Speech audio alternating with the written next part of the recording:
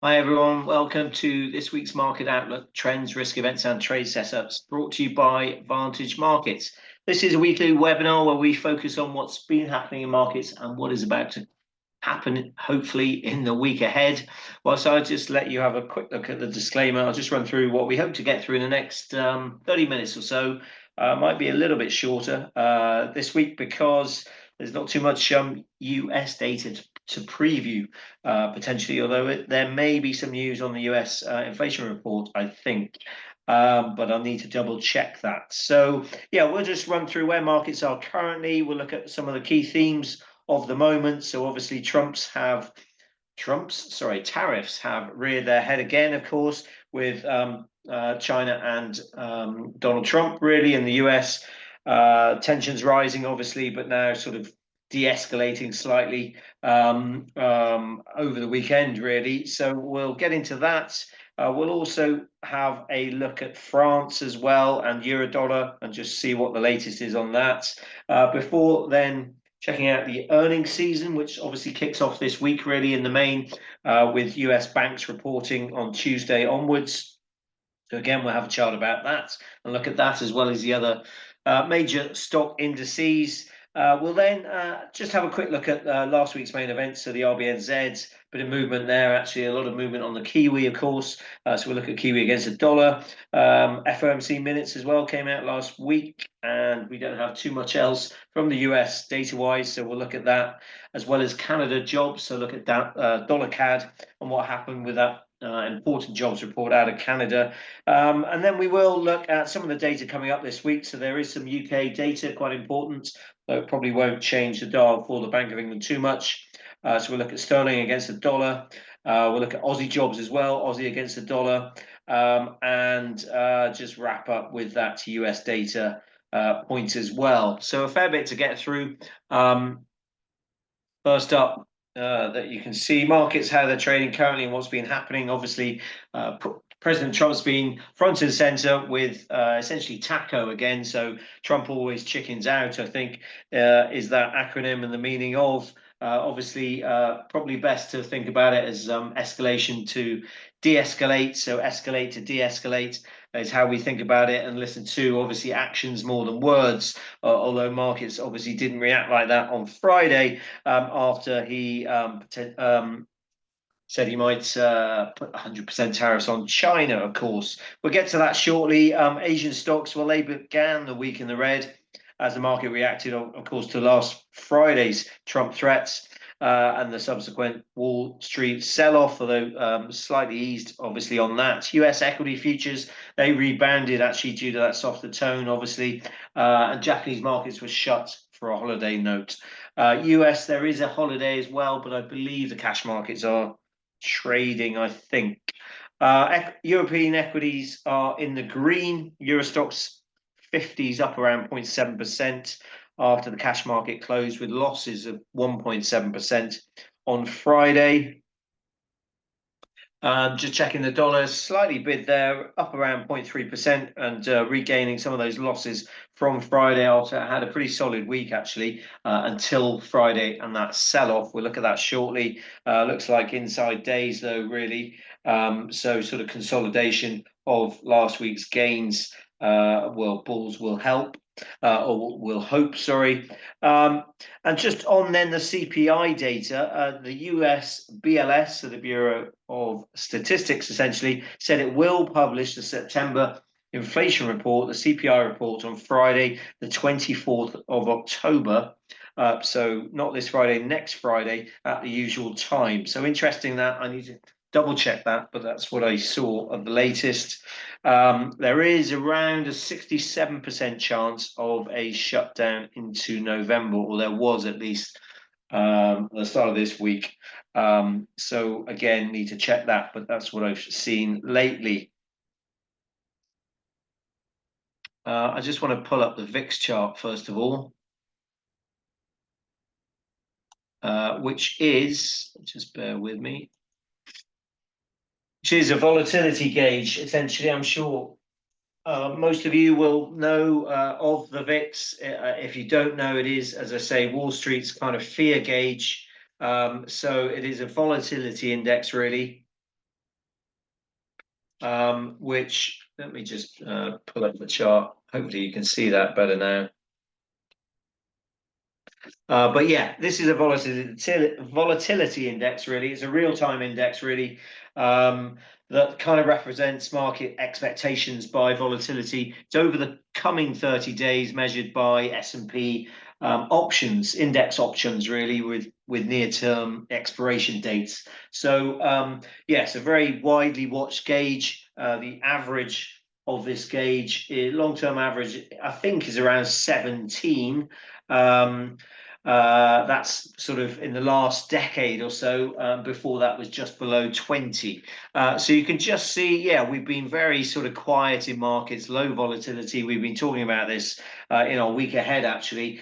Just low volatility in stocks, not very many days at all with sort of gains or losses above 1%, I think was one of the denominations. And also low volatility in bond markets and also FX. That obviously changed somewhat on Friday. You could just see this big spike higher on Friday. If I expand it slightly, obviously you've had big episodes of well, spike highs, really spikes in the volatility only over a short period, but you just get these periodic ones, up above 20, which does mark some volatility then in the S&P. So that's what we got on Friday. You can see up to around 22, and now we're back down below 20, but still slightly elevated compared to what we have seen, obviously, previously. All down to obviously US President Donald Trump, who really caught markets and pretty much everyone by surprise on Friday, as he posted obviously on Truth Social, he would impose 100% tariffs on all Chinese goods on top of existing tariffs. Quite something, shook markets, of course. And in addition, he threatened to put new export controls virtually on every product they make, I think he said, and on all critical software products.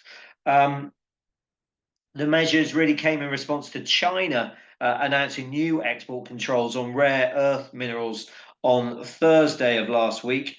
So that really ratcheted up things. And then we saw the sort of response by President Trump on Friday. Very notable that the tariffs won't come into effect until the 1st of November. And that really does leave time for talks and a possible deal with China when Trump and Chinese President Xi, they are due to meet at the end of this month at the sidelines of the APEC summit in South Korea. So much hope that the next 2 weeks will, of course, bring lots of headlines, no doubt, but also some sort of deal, or at least whispers about a deal before then the two presidents meet. Things calmed down, as I say, on Sunday. Trump again, very vocal on Truth Social, saying, don't worry about China, it will all be fine. I highly respect President Xi, had a bad moment. Just reading some of these messages, really. He doesn't want a depression for his country, and neither do I. US want to help China and not hurt it. So, as I say, all part of this sort of escalate to de-escalate kind of tactic. And as I've said, we kind of want to watch what actions there are rather than just words. Certainly, though, the change in tone is noticeable as well, likely being some back channel sort of communications between the US and China over the weekend. And then, yes, points to some kind of end of the month deal when, well, before tariffs would possibly come into effect November 1st. Obviously, we might get some heat coming into that date, and potentially then it just gets pushed back until a deal is made. Just for your guide as well, China, actually, the Ministry of Commerce on Sunday, they released a Q&A really on China's recent measures, and they also highlighted that China's export controls are not export bans. So certainly more uncertainty, but really quite a high chance, really, definitely 60-40, if not above, or yeah, above 50-50 certainly, of a deal being made between Trump and Xi before those tariffs come into effect. So we have seen that paring back of volatility, and also, as I said, US equity futures well in the green, S&P up about 1.3%, although of course they were down over 2.7%, the S&P at least on Friday, with tech taking the brunt of the selling.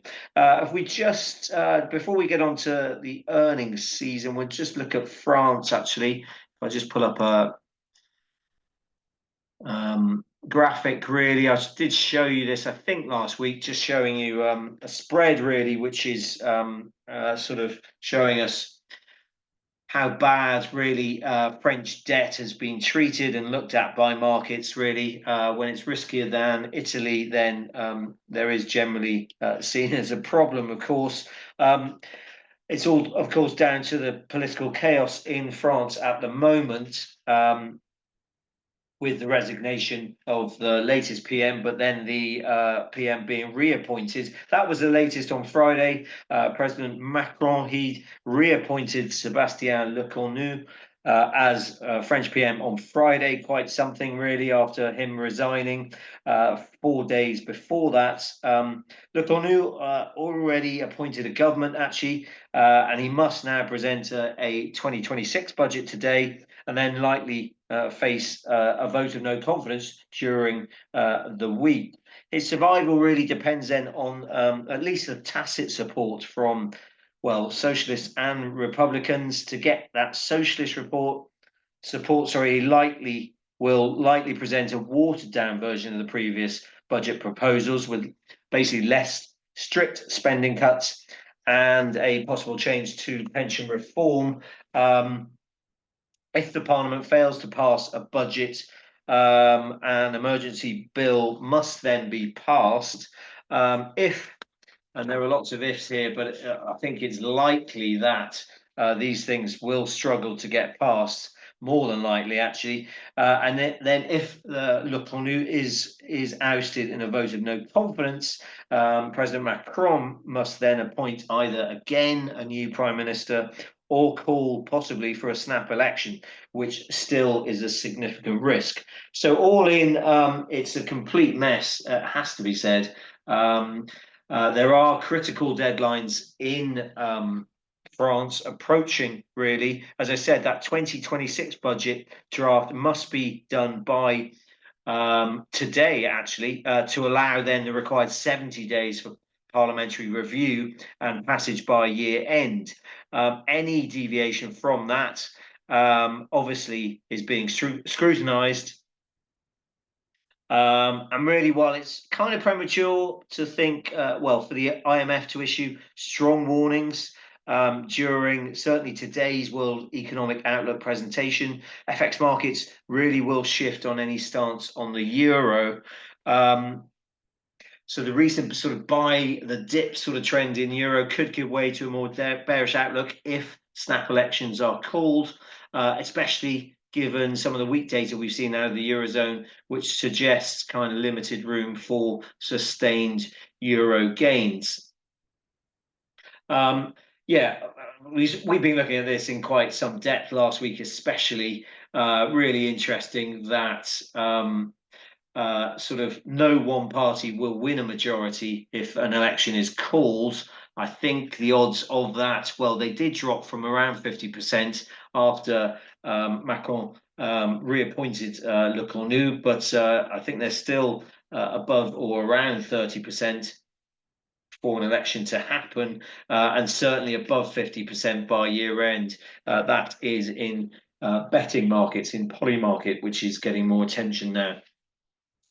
Also interesting, I think, just from our point of view, just really, this chaos, and putting it into some context. France have had 5 prime ministers since the start of last year. Italy have had just 1, and now actually Italy and France have had the same number of premierships, prime ministers really, since since the Second World War, the same number, which, if anybody knows, if you read about Italian politics and how many prime ministers they generally have had, now France is equal to that number. So quite something. I know somebody called Paris or France the new sick man of Europe, which isn't a great phrase to obviously get heralded with, but that is the chaos, and it seems to continue or will continue. And certainly, this sort of issue around the fiscal issues in sort of totality, if you like, it will be very difficult for anyone to fix that in the near term. That is kind of a known, if you like, but still, it doesn't mean it may not impact on the euro at some point. Politics, I guess, doesn't matter to markets until it does, is a sort of phrase that I've used recently. And yeah, we will be watching spreads actually again between France and Germany. And in fact, I showed you that last week.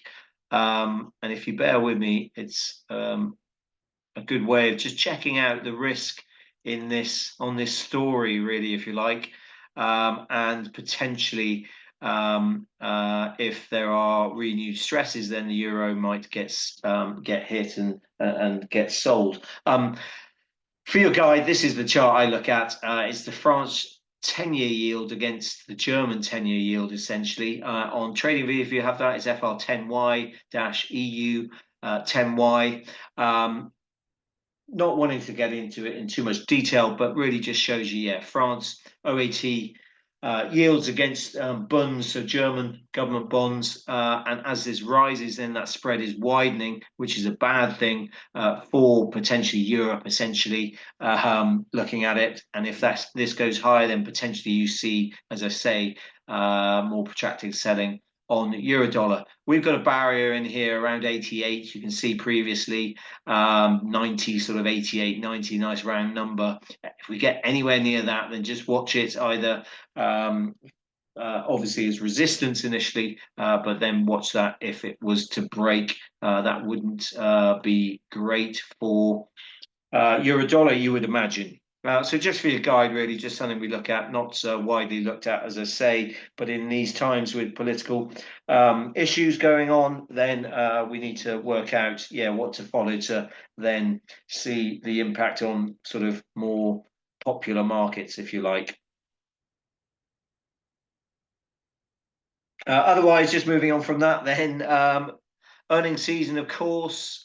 I just bear with me. I've just got another chart. I should say as well, if you do have any questions along the way, please do ask them in the chat box. More than happy to answer anything you're looking at or anything we're talking about, really, or you want to me to have a look at as well. So please do that. I know we do get periodic questions from time to time, but yeah, anything, however big, small, whatever, I will try my best to answer it. Yeah, earnings season otherwise, Q3 earnings season starts with major banks. So JP Morgan, Citigroup, Wells Fargo, Goldman Sachs, Morgan Stanley, and BlackRock, I think, end the week on Friday. The others kick off on Tuesday. FactSet, which is basically the Bible really on earnings, if you like, or just basically the general go-to for what is expected. So overall, S&P 500 earnings growth is seen at, you can see the middle one, 8.8% year on year in the third quarter. Financial sector, you can see, I think it's just ticked up, but slightly higher. So financial sector earnings forecast to rise around 13%. I think it's 12.8% now. So slightly higher than that number there. Really solid results and outlook are expected really by financials this week.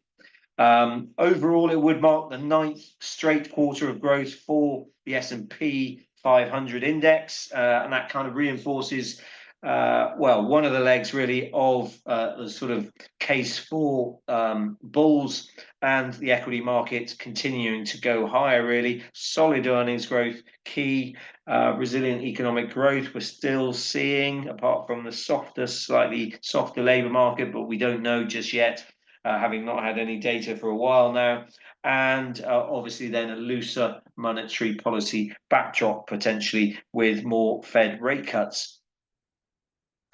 Obviously, as I said, with a lot of economic reports being delayed due to the government shutdown that started at the start of this month, of course, October 1st, corporate reports, then they could take on a little bit more significance, I guess. Key points to note for us, obviously, tariff impact, and that potentially limiting margin expansion.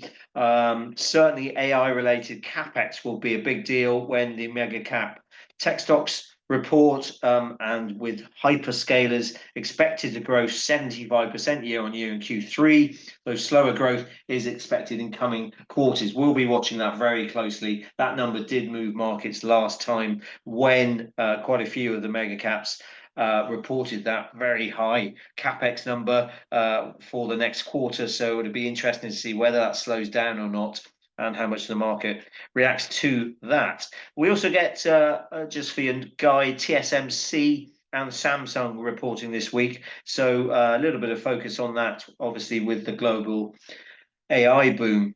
And then looking ahead, the week of the 27th is probably, I think, the biggest of the season, or the busiest actually. Over 40% of S&P firms reporting that week, and I think they include at least 4 of the Mag 7 in that week as well. And not forgetting, actually, so we'll have Meta, Apple, Microsoft, and Amazon, I think, that week.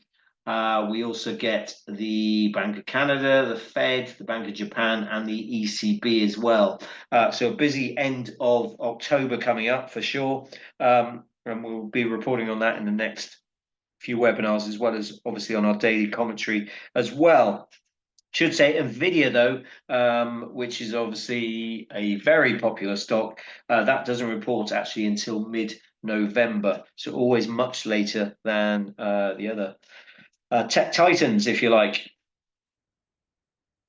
Just let's have a look at some of these stock indices then, and just the pullbacks and how big they've been. They didn't quite get to the 50-day moving average. So if you see the S&P 500 here, the blue line is the 50-day moving average. That's at 65.29. Didn't quite get to it, but we did sort of move out of that bull channel, ascending a series of higher highs, higher lows. If I just pull up the futures here, you can just see, bounce off the 50-day moving average, and we're still in this long-term channel, if you like.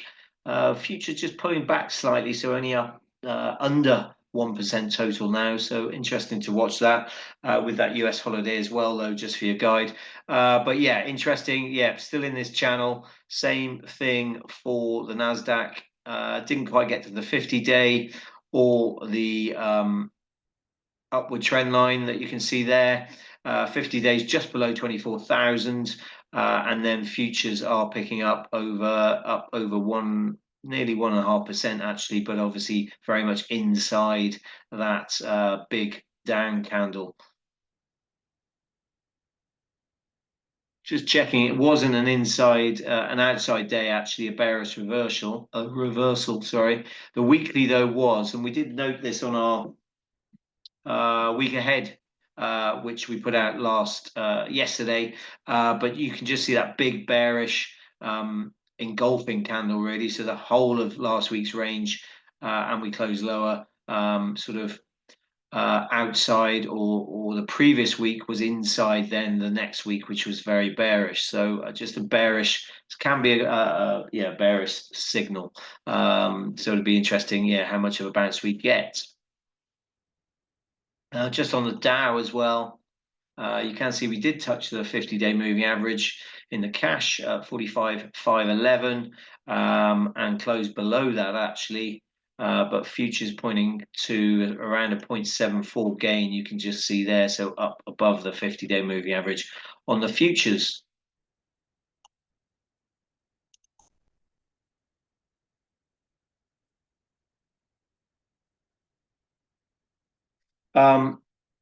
Okay, that's stocks then. Let's move to last week's main events just very quickly.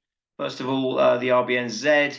As I said, they cut rate by a bold 50 basis points. Quite interesting, quite a surprise, really, for most of the markets and analysts, actually. Only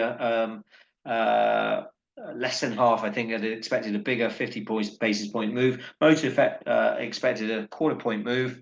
The RBNZ basically assessed that CPI currently around the top of the MPC's 1 to 3% target band, but with spare capacity in the economy, inflation expected to return to around 2%, the midpoint, over the first half of next year. Economic activity, though, through the middle of this year, 2025, was weak, kind of down to domestic constraints on supply of goods and services in some industries, and then the impact of global economic policy uncertainty as well is still high. The bank really, or the MPC really, they sort of see upsides and downside risk to inflation, but essentially it concluded that prolonged spare capacity and the associated downside risk to medium-term activity and inflation prevailed as a justification for its 50 basis point big rate cut and surprise rate cut. Also, quite dovish was the fact that the committee indicated it remains open to further reductions as required. That was a big kicker as well. It saw the Kiwi dollar tank sell off over the 1% on the day. And if we just pull up the Kiwi against the dollar chart,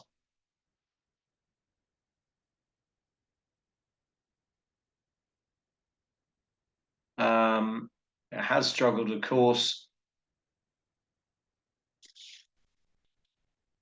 And the RBNZ, just checking, was on the Wednesday. You can see there, so a big spike lower, although we did close above that long-term low at 57.54. But then we've just been hit, obviously, on the news around China as well, certainly in the risk-off sort of theme on Friday. So yeah, we've just got down to sort of a major fib level there. Actually, you can see from the April low up to the July high.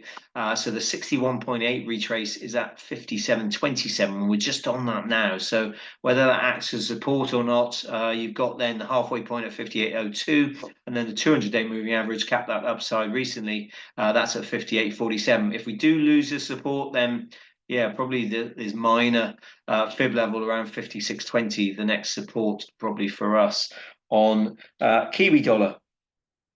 Moving on from that, we did get as well FOMC minutes. If I just pull up the DXY chart here, they kind of struck a balanced tone, really, with members highlighting both upside risk to inflation and growing downside risks to employment. The cut really was motivated by weaker labour market conditions. But they did affirm as well they did not see a sharp deterioration in labour market conditions going forward. That was interesting.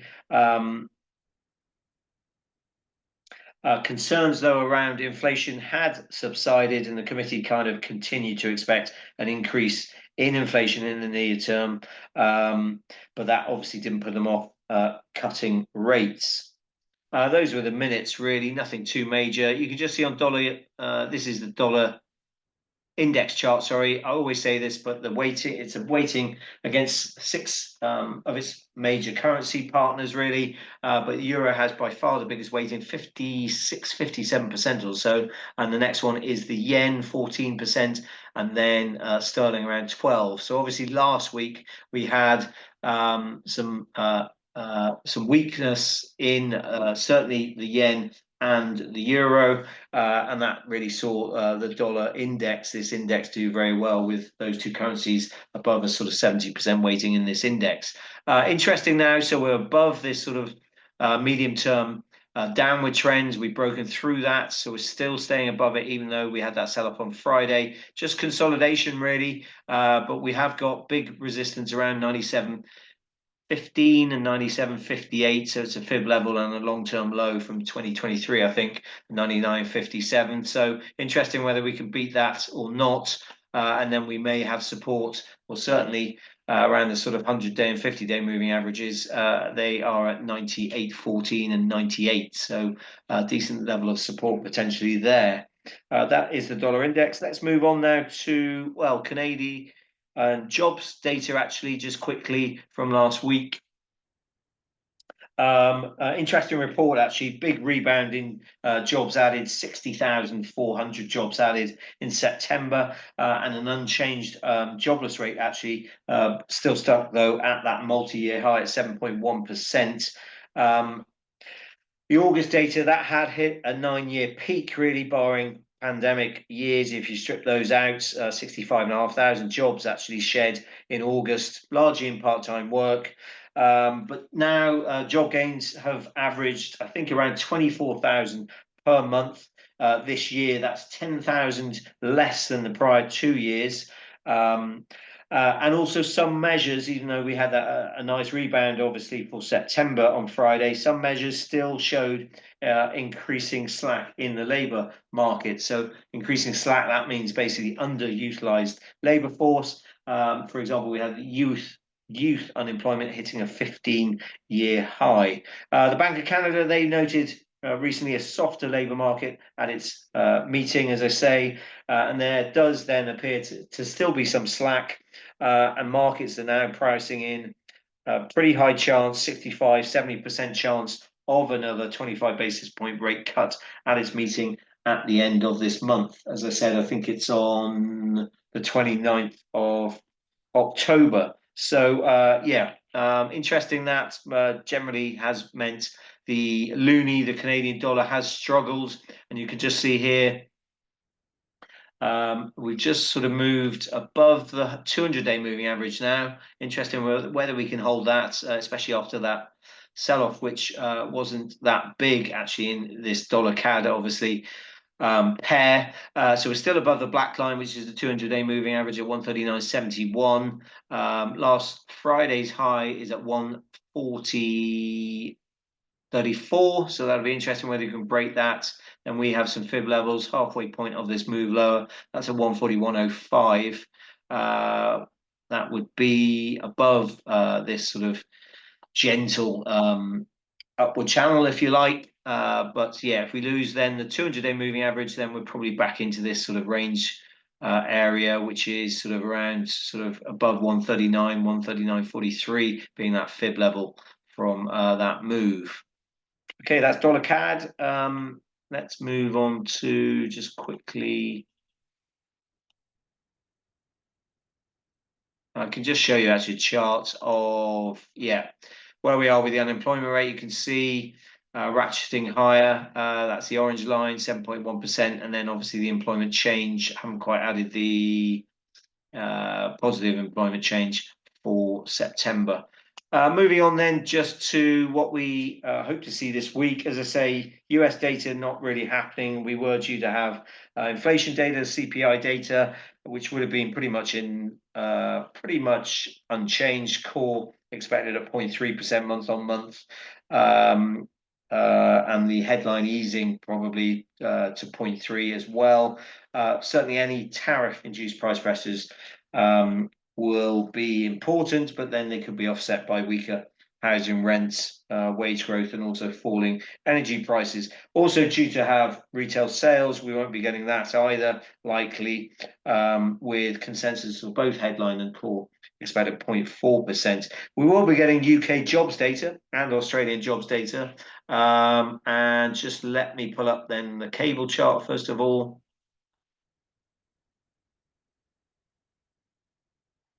Which is here, daily chart. So jobs data, unemployment expected to remain at 4.7%.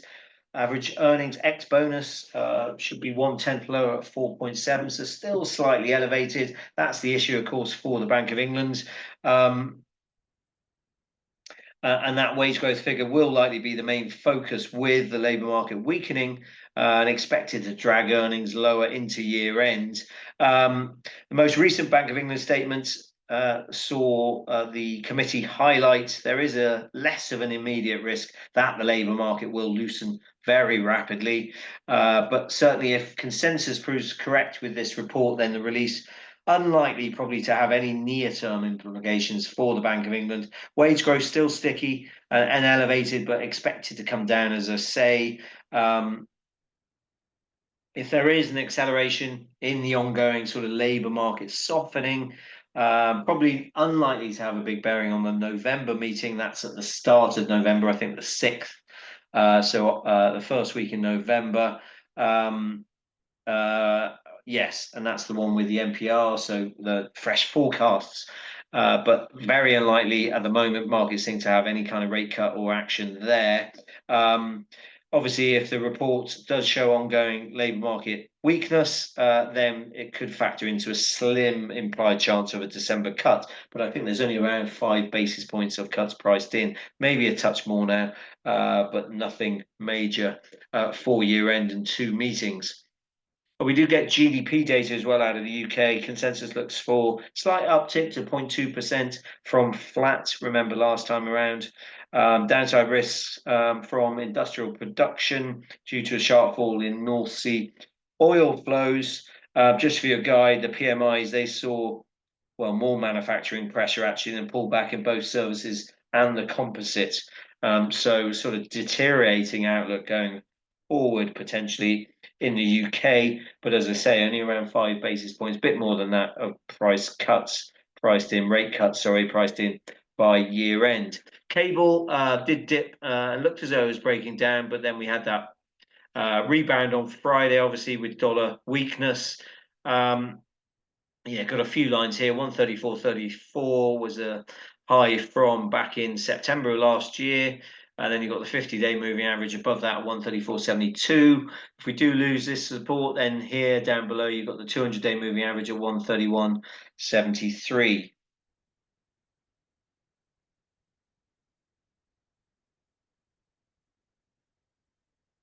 Okay, I think I'll wrap it up there. I was going to quickly actually look at dollar yen because obviously Japan's been in the headlines, more political chaos, really. Well, not chaos, a surprise, really, from Japan with the voting in, or well, the leadership election being won by Sanai Takaichi, the first female prime minister in Japan, for your guide. And obviously, then we had that was last weekend. We had a huge move in dollar yen rising, the pair, the major, and the yen falling by over 3% in just a couple of days on this Takaichi trade, really now being called, or we called it that at least. So a steeper yield curve. A weaker yen and surging stock markets, and that's what we saw started last week, really. And now we do get this Wednesday, actually, the confirmation potentially of her as the next prime minister in Japan. That said, and we should say this, the LDP's coalition party, so Kometo, they have walked away from the coalition, and the focus will now be on which bloc really can garner sufficient votes for a new PM when Parliament reopens soon. Opposition parties are trying to coalesce around a candidate, though an opposition win here does seem to be very much a tail risk, so a very small chance of that. For dollar yen, potentially it seems it could. Well, it probably won't make another run at the highs until Takaichi's position is secured, which could then possibly take another week or two. In the meantime, dollar yen, yeah, probably has to contend, obviously, with this US-China rhetoric, and then some possible important updates from the Fed. You can just see that big move higher over the last few days, or the start of last week, actually. So we got up to a high of 153.27. I'll just pull it back slightly. You can just see we're resting on this fib level, 151.61. So interesting whether that will act as resistance or not. We are obviously above the lows, which we closed on Friday, actually, interestingly, for 151.10. So we're above that now, and above that 61.8 fib level of this move lower, which is a 151.61. So yes, just watch out for this with the rhetoric between US and China, and then obviously the sort of fluid Japanese domestic political situation.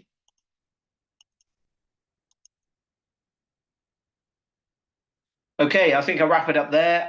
Got through various different bits, so hopefully that's been of use to everyone. Really do appreciate you being on the call, and don't see any questions, so I hope it's all kind of clear to you guys. Lots of things going on, certainly. So yeah, we'll speak to you same time next week. Take care.